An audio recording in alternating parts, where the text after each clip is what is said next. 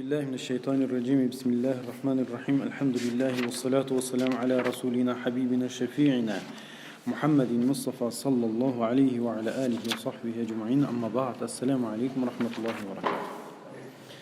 Ал құрметті бауырлар, өткен сабақтарда намазға кісі баласы, мұсылман баласы намазға кірген кездегіден бастап оқып жатырмыз. Бүгінгі енді жаңа сабақ, ары қарай жалғастырамыз, соның жалғасы. ثم إن كان إماما جهر بالقراءة في الفجر والأوليين من المغرب والعشاء وفي الجمعة والعيدين. Енді имам болған жағдайларда, кісі имам болған кездегілерде, Құран оқыған кезде Құранды, яғни Фатиха сүресін және Зам сүрені дауыстап оқу керек болады. Ол мынадай намаздарда: таң намазында алғашқы 2 рәкатында, шам намазының алғашқы таң намазы түгел 2 рәкаттың барлығында, шам намазының алғашқы 2 рәкатында, үшіншісінде емес, алғашқы 2 рәкатында, иша, құфтан намазының алғашқы 2 рәкатында, сол сияқты жұма өз 2 рәкат оқылады, жұманың 2 рәкатында да, айт намаз, айттың 2 рәкат намазында да дауыстап оқу керек, имам болған жағдайда. هذا هو المأثور عن رسول الله صلى الله عليه وسلم والمتوارث من لدن الصدر الأول إلى يومنا هذا. Осылайша жаңағы айтылған алғашқы 2 рәкаттарын дауыстап таң намазын, жұма, аср намаздарын жаңағы жұма, айт намаздарын дауыстап оқу, ол пайғамбарымыздың заманынан бүгінгі күнге дейін атадан балаға мұра болып қалатындай мәселе болып келе жатыр. Ешқандай өзгеріс енгізілместен келе жатыр. Егер жалғыз жеке оқып атқан кісі болса, өзі біледі, қаласа дауыстап оқиды, қаласа іштен оқиды. Қай намаздарды? Жаңағы таң намазын, шамның алғашқы 2, құфтанның алғашқы 2, жұма және айт намаздарын жалғыз адам қаласа дауыстап оқиды, қаласа іштен оқиды. Онда да жұма болса деген, жұма жалғыз адам оқымайды. Жұманы шартымен оқиды, айтты шартымен оқиды. Сол үшін жұма мен айтты жеке жалғыз адам оқиды екен деп ойлап қалмайық. Оған шарттары бар. Егер шарттары тура сай келмейтін болса, жұма оқу керек емес болып қалады. Бәлки песін оқу керек болады. Тура шарты табылмайтын болса.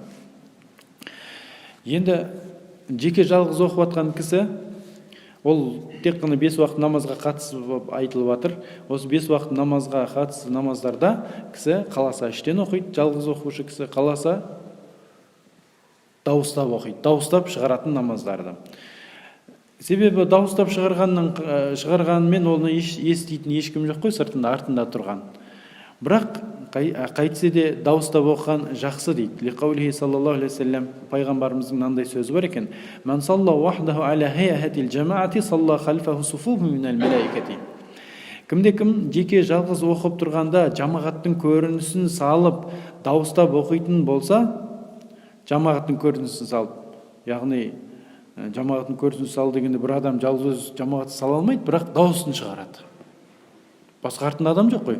Осылай оқыса, онда оның артынан періштелердің сап-сап болып тұрып намаз оқитыны бар дейді.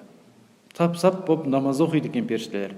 Сондықтан осы хадисті естігеніміз, білгенімізден кейін жалғыз оқып тұрсаңыз да үйіңізде, мәселен таң намазын, шам намазын, құфтан намазын алғашқы 2 рәкаттарын жалғыз оқып тұрсаңыз да, алғашқы 2 рәкатын дауыстап оқығаныңыз абзалырақ. Іштен оқысаңыз да бола береді. Іштен оқысаңыз ешкім сізді айыптамайды. Сырттан оқысаңыз да абзалырақ. Неге?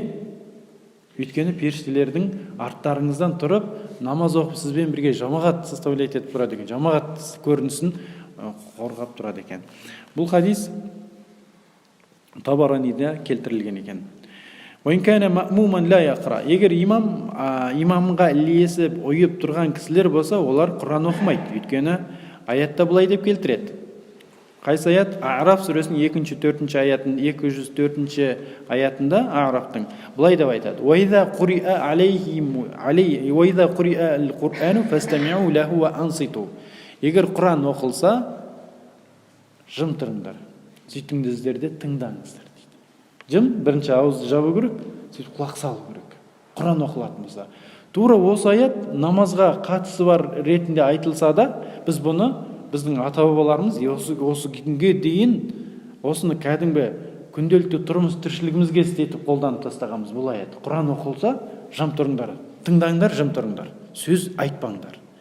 Байқайсыздар ма?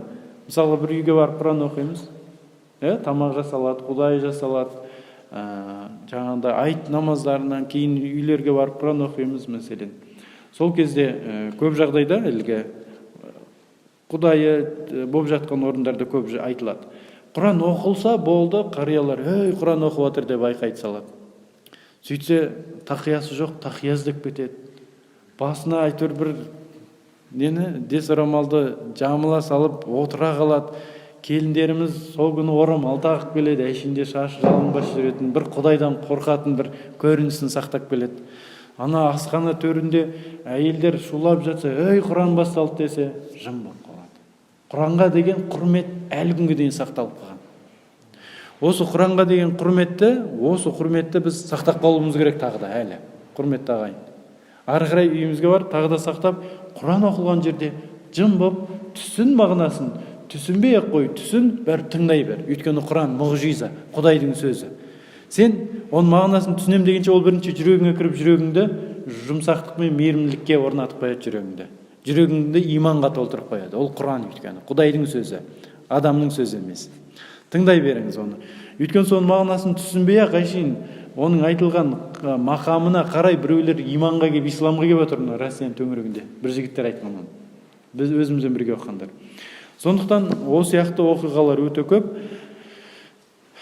Міне Құран оқылған кезде құлақ салып тыңдаңыздар деген Араб сүресінің 204 аятында осылай келтірген. Бұл намазға қатысты айтылған. Намазда имам Құран оқып отырған, Альхамдулиллахи раббил алемин деп Құран оқыды ма, арттағылар жым тұру керек болды.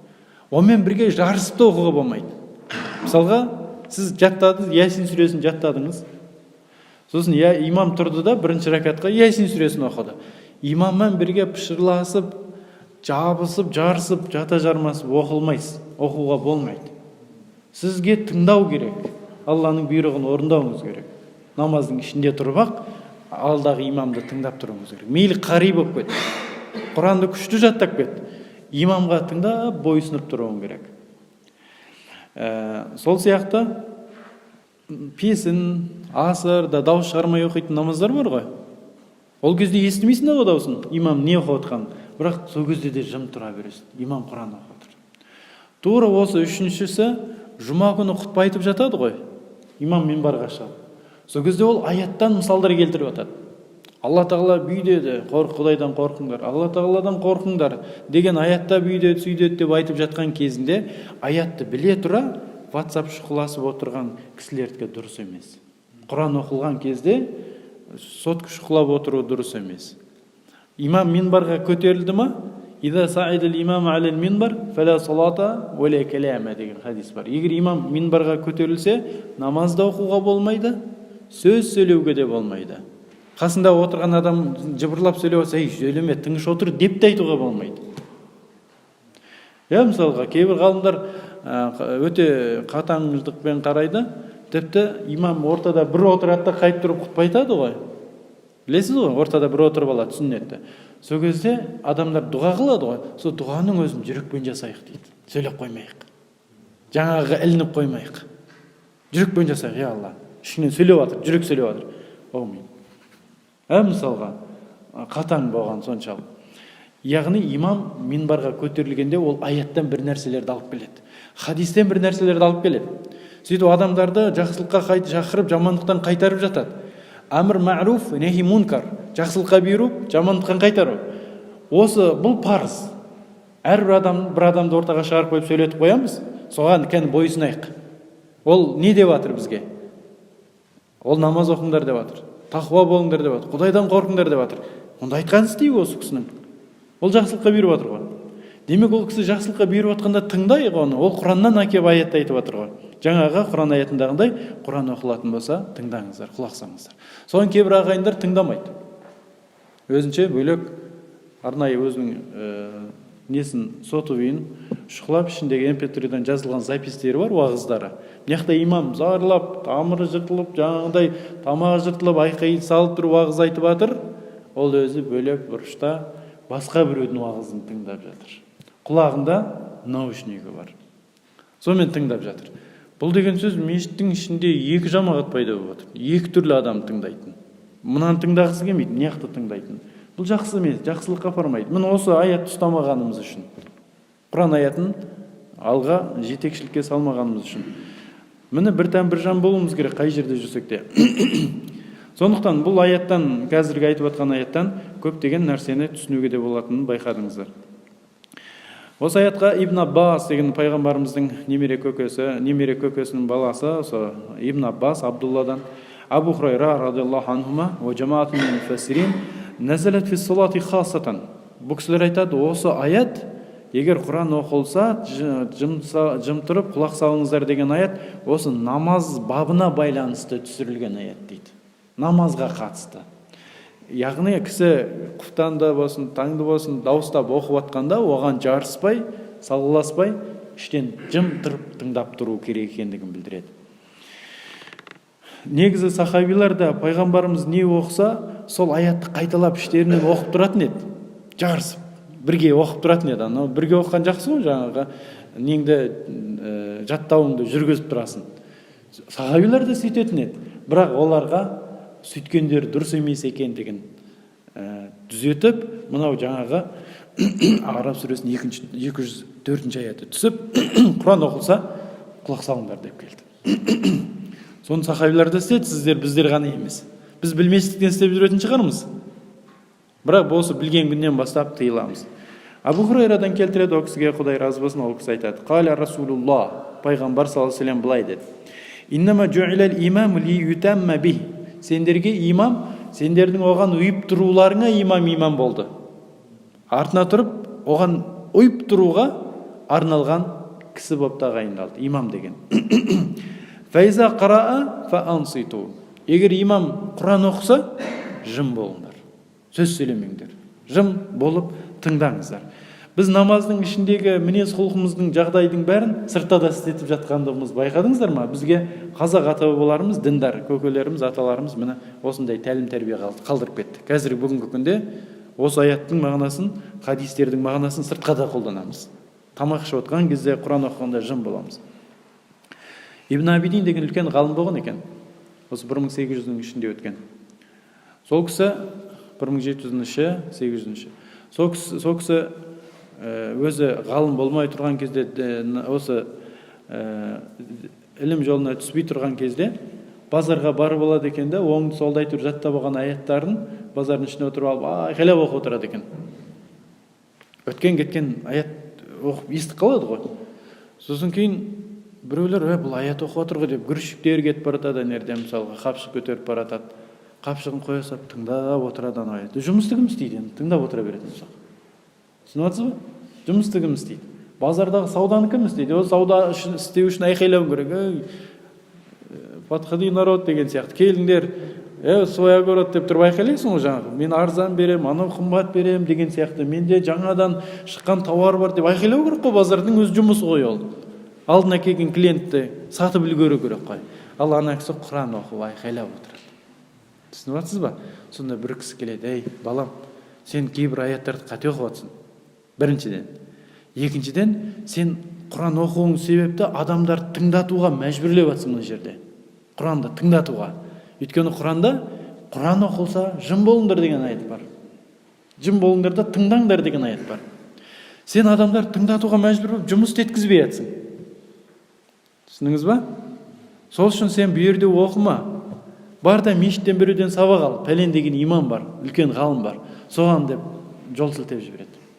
Ол сөзден шығып кетіп, сол имам қасына барып, сабақ берсеңіз дейді, сабақ алып бастайды, Құран түзетеді, тәжвидін түзетеді, әбден өрден оқып шығып, араб тілін оқиды, тереңдетіп, өзі араб тілін адамдар ғой, бірақ өз тілін тереңдетіп оқиды, Құранның, хадистің мағынасын түсініп, ақырында бүкіл әлемдегі, ислам әлемдегі Абу Ханифа мазхабындағы ең үлкен ғалымға айналады.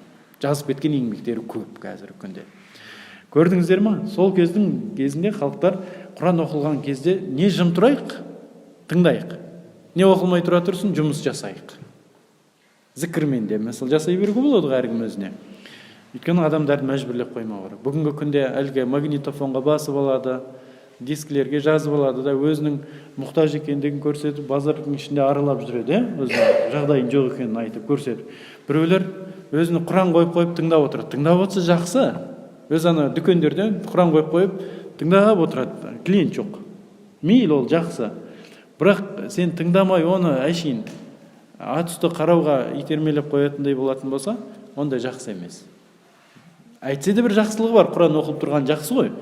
Бірақ сен оны тыңдамай қалуың бір оны құрметтемеуге итермелеп қояды. Соның үшін өзіңіз ыңғайын табуыңыз керек. Тыңдап, біреу келсе тоқтата тұрып, сөйлесіп, қайттан қойып, дейтіндей да, мысалға өте жақсы жағын қарауымыз керек. Міне Құран оқыған кезде ол сондай, үлкен оқи ма, кіші оқи ма, тыңдауымыз керек. Жас бала мұрынбоқ қой оқып отқан деп, оны менсінбей қою емес. Құран дегенде сыйлауымыз керек Құранды. Жақсы, оқалы саллаллаху алейхи вассалам, "Мен кана маъмуман фа қираатил имам лаху қираа." Кім имамның артында тұрған болса, сол имамның оқыған қирааты сол артта тұрған халыққа да қираат деді. Имамның оқығаны соған оқыған деп есептеледі. Бұл хадисті Ахраджа имам Тахауи келтірілген. Жаңа алдындағы Құран оқылатын болса, сіздерге имам, сіздердің үйіп тұруларыңызға имам қылынды, егер Құран оқылса жым тұрыңыздар деген хадис имам Бұхари мен Муслимде келтірілген хадистер деп есептелінеді. Уруа Шаъби ан Наби саллаллаху алейхи ва саллям, Шаъби деген үлкен ғалым былай дейді, пайғамбарымыздан бір риwayat алып келеді. Ла қираата халфал имам. Имам намаз оқып жатқанда, қираат жасап жатқан кезде артынан Құран оқып тұруға болмайды деп Дарқутнидің шығарған хадисінен алып келді. Осы жерде хадис келтірілген екен, Дарқутнида осы хадис келтірген.